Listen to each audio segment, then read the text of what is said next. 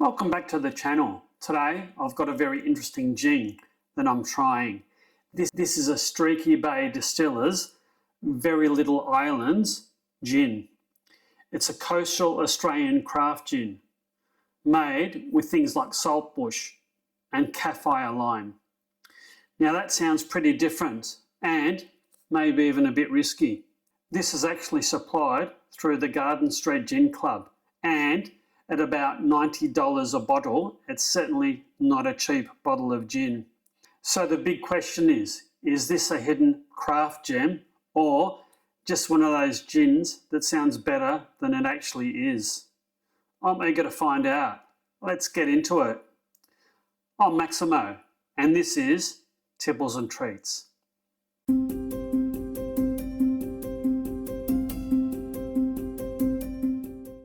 So this particular example of a gin, the Garden Street Gin Club supplied to us way back in September 2025, and it's taken us a while to open this.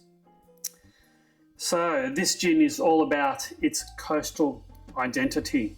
It comes from Streaky Bay Distillers. It's a small family-run distillery on the Eyre Peninsula, or Eyre Peninsula, in South Australia.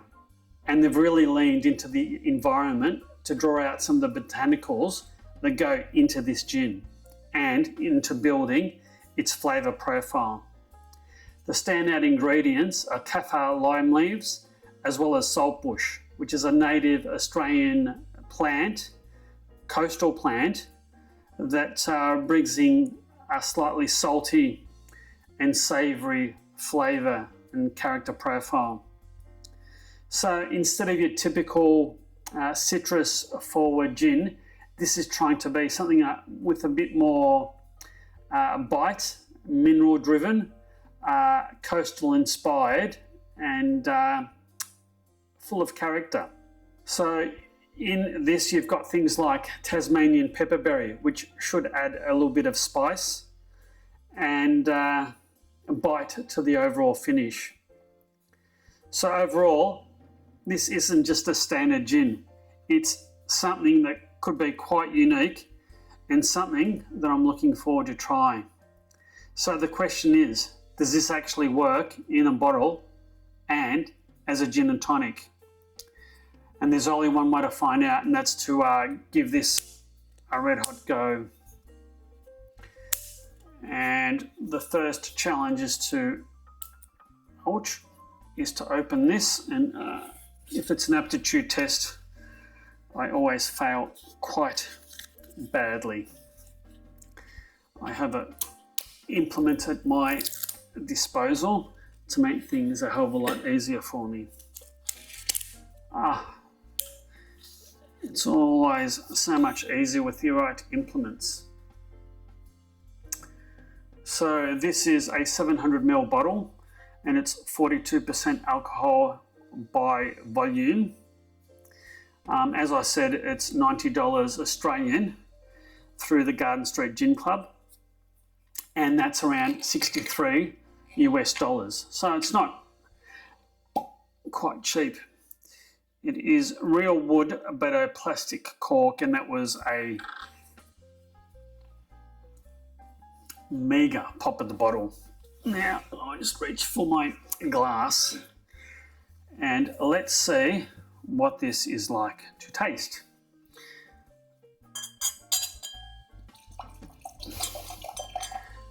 That is a very satisfying glug of the bottle. Now, all right, let's get into it. The nose is very fresh, very herbal, citrusy. You've got that lime leaf straight away. There's a bit of a savoury edge to it, and a little bit florally as well. And certainly you can. There's a strong undercurrent of juniper in this as well.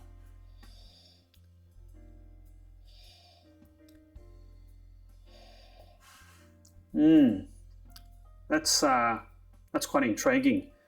Cheers.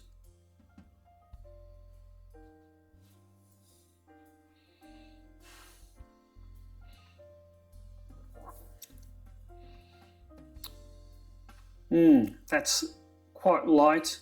I wouldn't say creamy. It's light and sweet at the front of the palate. The mid palate is sort of nutty, salty, a little bit peppery, and it offers quite a gentle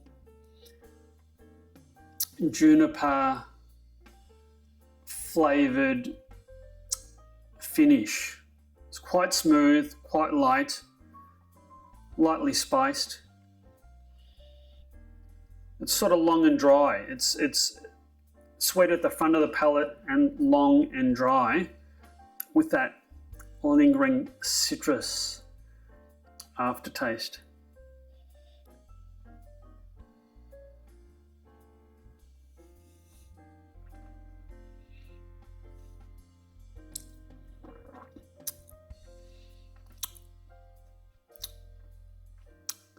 It's very, very nice. It's nice and clean and fresh. That's quite nice, neat, I've got to say. So let's try this with a bit of ice and see what difference that makes.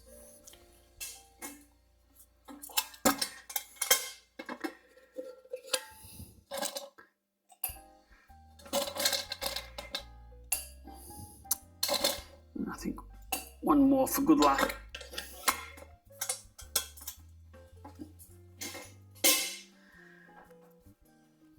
So Garden Street Gin Club, they certainly do provide a number of very unique, I wouldn't say unusual, yes, unusual, but certainly gins that one wouldn't normally either find or try. So it's been quite good, the Garden Street Gin Club subscription that Joe has had. We get a new gin delivered every couple of months, so it's always interesting to see what will turn up in the mail every couple of months. I think I've swallowed that sufficiently.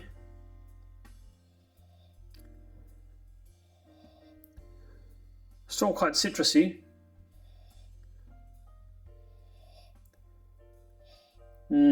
Nice.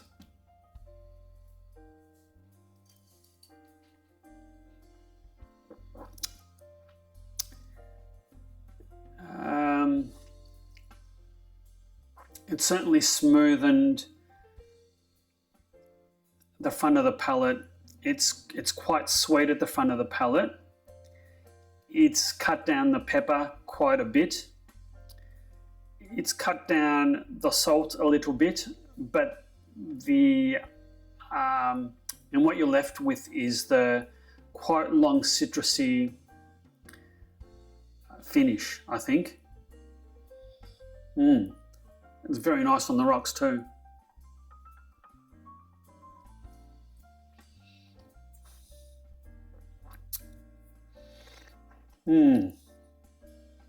All right, now this is nice, neat. It was nice on the rocks, but the true test is, will this work as a gin and tonic?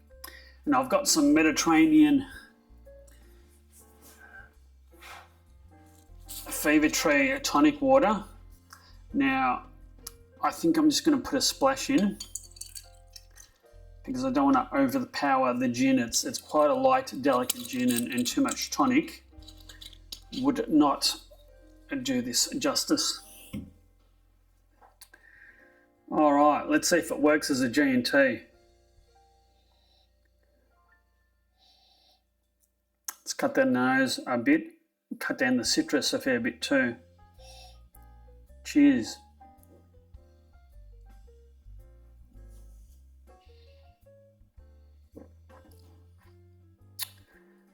I think it works very, very well as a gin and tonic. The tonic lifts the citrus. I think it removes some of the salt